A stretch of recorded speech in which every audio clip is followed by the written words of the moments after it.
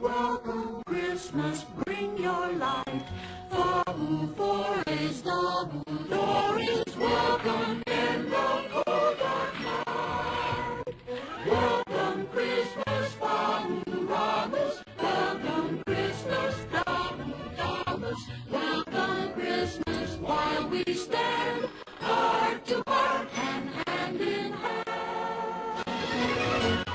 Trim up the tree with Christmas stuff like bingo balls and hoo-hoo fluff. Trim up the tree with boo-hoo drums and little pigs and ones. Trim every blessed window and trim every blessed door. Hang up boo-hoo bricks, Then run out and get some more. hang pantukas on the ceiling, pile pampunas on the floor. Trim every blessed needle on the blessed Christmas tree. Christmas comes tomorrow, trim you, trim me. Trim up the tree with puzzle fuzz and flipper flukes and what's was. Trim up your uncle and your aunt with yards of hoo-hot Every Who down in Whoville liked Christmas a lot, but the Grinch, who lived just north of Whoville, did not. The Grinch hated Christmas, the whole Christmas season. Oh, please don't ask why. No one quite knows the reason. It could be perhaps that his shoes were too tight. It could be his head wasn't screwed on just right. But I think that the most likely reason of all may have been that his heart was 2 sizes too small. But whatever the reason, his heart or his shoes, he stood there on Christmas Eve, hating the Whos, staring down from his cave with a sour, grinchy frown at the warm, lighted windows below in their town. For he knew every Who down in Whoville beneath was busy now, hanging a holly Who wreath. And they're hanging their stockings, he snarled with a sneer. Tomorrow is Christmas. It's practically here. Then he growled with his Grinch fingers, nervously drumming. I must find some way to keep Christmas from coming. For tomorrow I know all those Who girls and boys will wake bright and early. They'll rush for their toys and then, oh, that noise, oh, the noise. There's one thing I hate. Oh, the noise.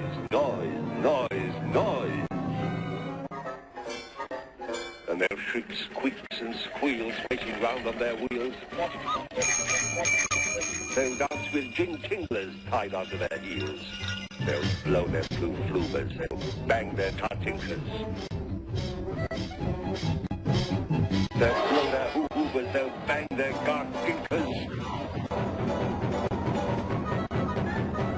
They'll beat their cum-tookers, they'll slam their sluice-slonkers. They'll beat their blum-bloopers, they'll wham their hoo-hookers. And they'll play noisy games like Zuzita Kaze, or roller skate type of lacrosse and croquet. And then they'll make ear-splitting noises deluxe on their great big electro-hoo-cardio schnooks.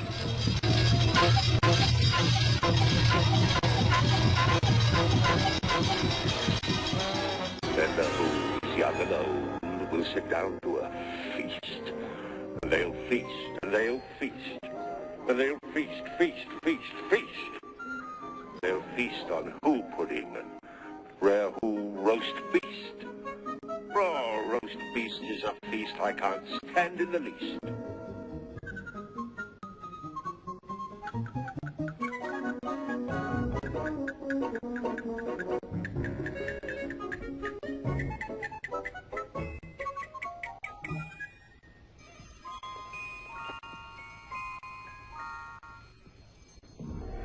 And then they'll do something I hate most of all. Every Who down in Whoville, the tall and the small, will stand close together. With Christmas bells ringing, they'll stand hand in hand, and those Who's will start singing.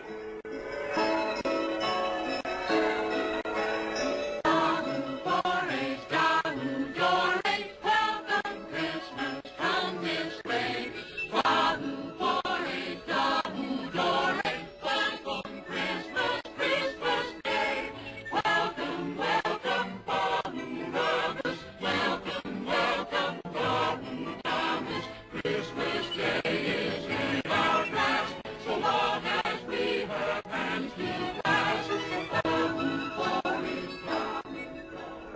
sing, and they'll sing, and they'll sing, sing, sing, sing. And the more the Grinch thought of this "Oh Christmas Sing," the more the Grinch thought, I must stop this whole thing. Why, for 53 years I put up with it now. I must stop Christmas from coming. How? Then he got an idea. An awful idea. The Grinch got a wonderful, awful idea.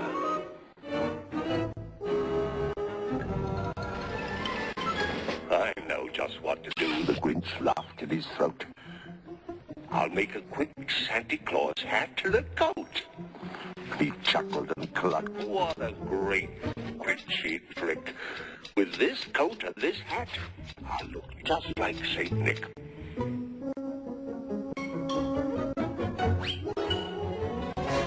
You're a mean one, Mr. Grinch.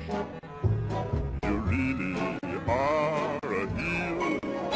You're as cuddly as a cactus. You're as charming as an eel, Mr. Grinch.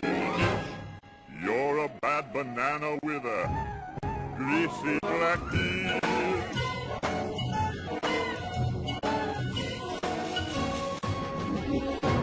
You're a monster, Mr. Grinch. Your heart's an empty hole. Your brain is full of spiders. You've got garlic in your soul, Mr. Grinch. I wouldn't touch you with a 39.5-foot pole. All I need is a reindeer.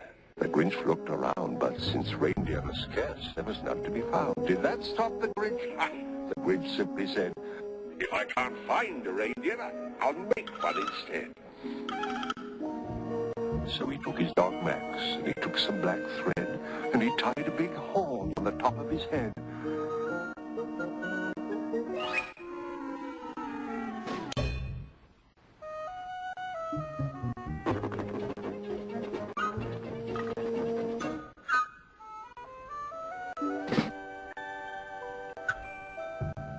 Then he loaded some bags and some old empty sacks on a ramshackle sleigh, and he whistled for Max.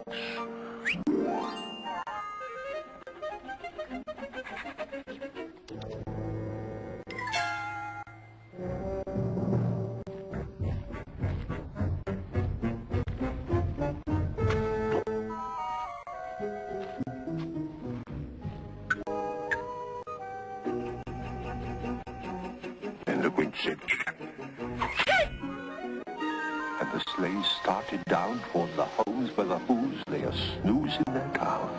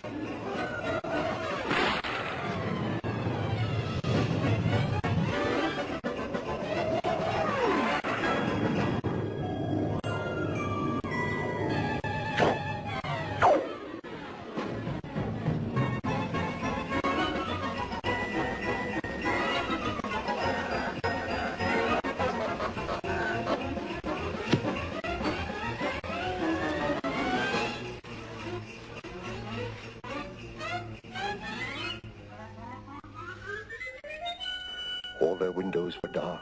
No one knew he was there. All the Who's were all dreaming sweet dreams without care. When he came to the first little house on the square. This is stop number one, the old Grinchy Claus hissed as he climbed to the roof, empty bags in his fist.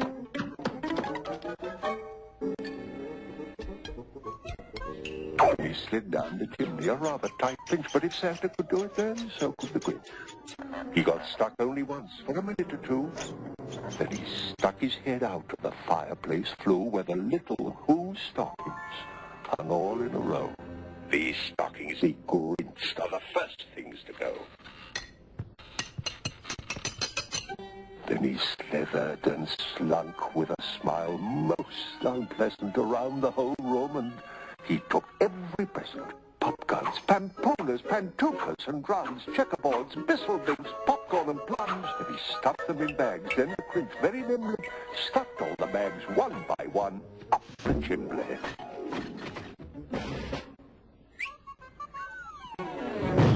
You're a vile one, Mr. Grinch. You have termites in your smile. You have all the tender sweetness of a seasick crocodile, Mr. Grinch. Given the choice between the two of you, I'd take the, seasick crocodile.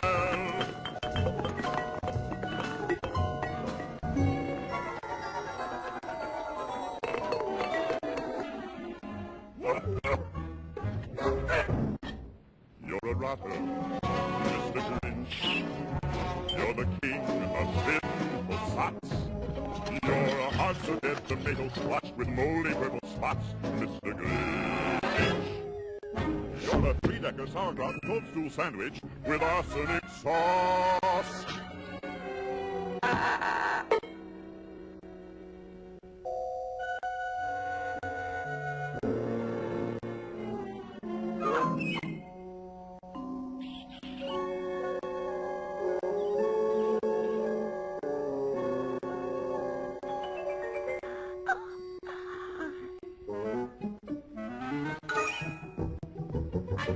Then he slunk to the icebox. He took the Who's feast. He took the Who pudding. He took the roast beast. Cleaned out the icebox as quick as a flash. Why, that Grinch even took the last can of Who hash. Then he stuffed all the food up the chimney with glee. Now, grinned the Grinch, I will stuff up the tree.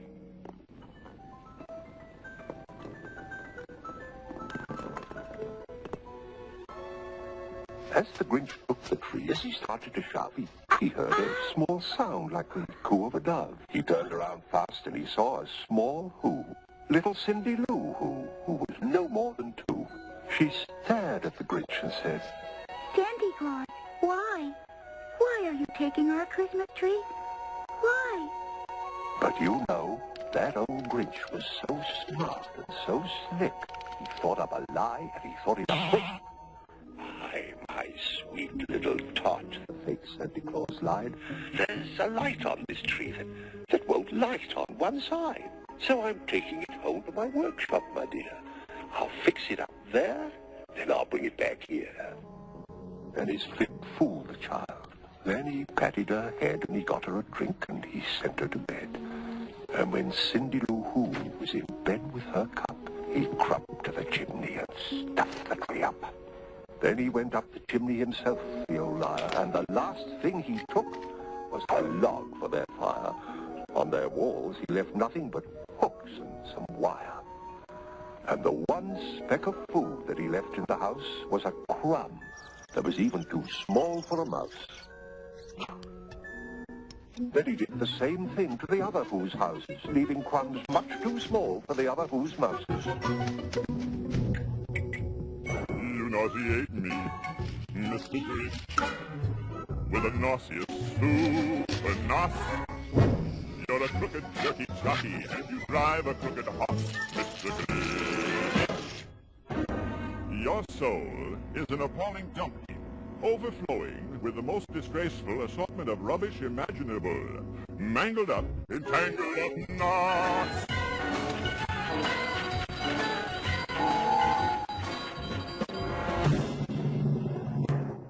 You're a foul one, Mr. Grinch. You're a nasty, wasty skunk. Your heart is full of unwashed socks. Your soul is full of gunk, Mr. Grinch. The 3 words that best describe you are as follows, and I quote: stink, stank, stunk.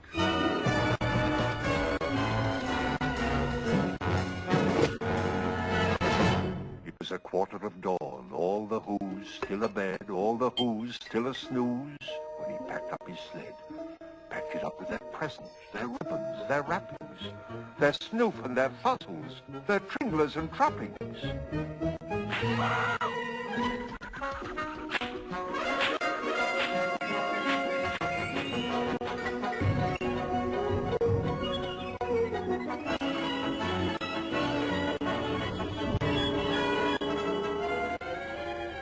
10,000 feet up the side of Mount Crumpet, he rode with his load to the tip-top to dump it.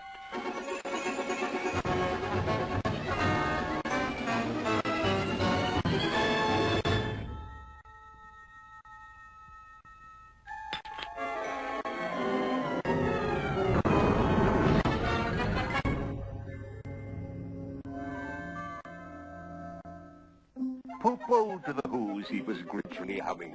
They're finding out now that no Christmas is coming. They're just waking up. I know just what they'll do. Their mouths will hang open a minute or two. Then the Who's down in Whoville will all cry, boo-hoo.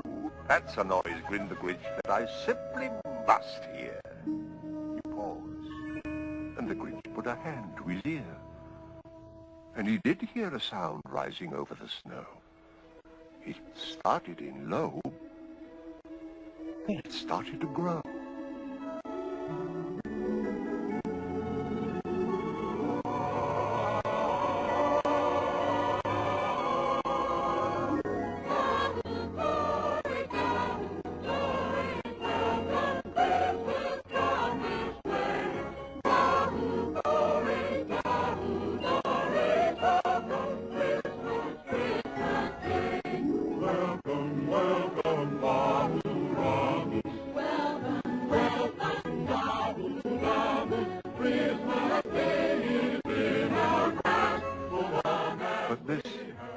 This sound wasn't sad. What? This sound sounded glad. Every Who down in Whoville, the tall and the small, was singing without any presents at all. He hadn't stopped Christmas from coming.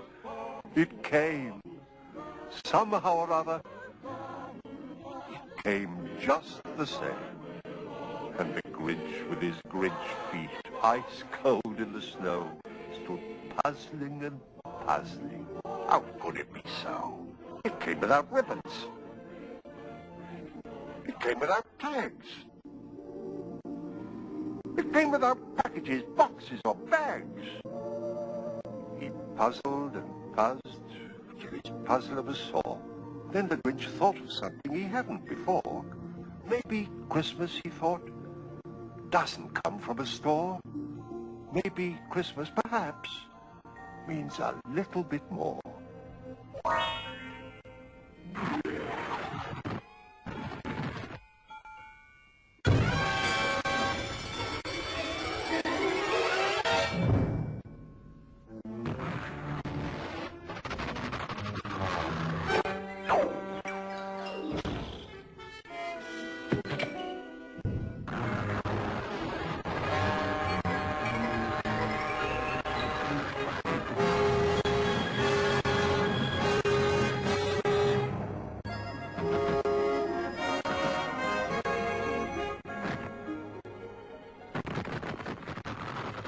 What happened then? Well, in Whoville, they say, that the Grinch's small heart grew 3 sizes that day. And then, the true meaning of Christmas came through, and the Grinch found the strength of 10 Grinches, plus 2. And now that his heart didn't feel quite so tight, he whizzed with his load through the bright morning light. With a smile in his soul, he descended Mount Crumpet, cheerily blowing hoo-hoo on his trumpet. He rode into Whoville. He brought back their toys. He brought back their floof to the Who girls and boys. He brought back their snoop and their tringlers and fuzzles. Brought back their pantookas, their dafflers and wuzzles. He brought everything back, all the food for the feast. And he himself, the Grinch, carved the roast beast. Welcome, Christmas. Bring your cheer. Cheer to all Who's far and near. Christmas Day is in our grasp, so long as we have hands to clasp. Christmas Day will always be just as long as we have we. Welcome Christmas while we stand, heart to heart and hand in hand.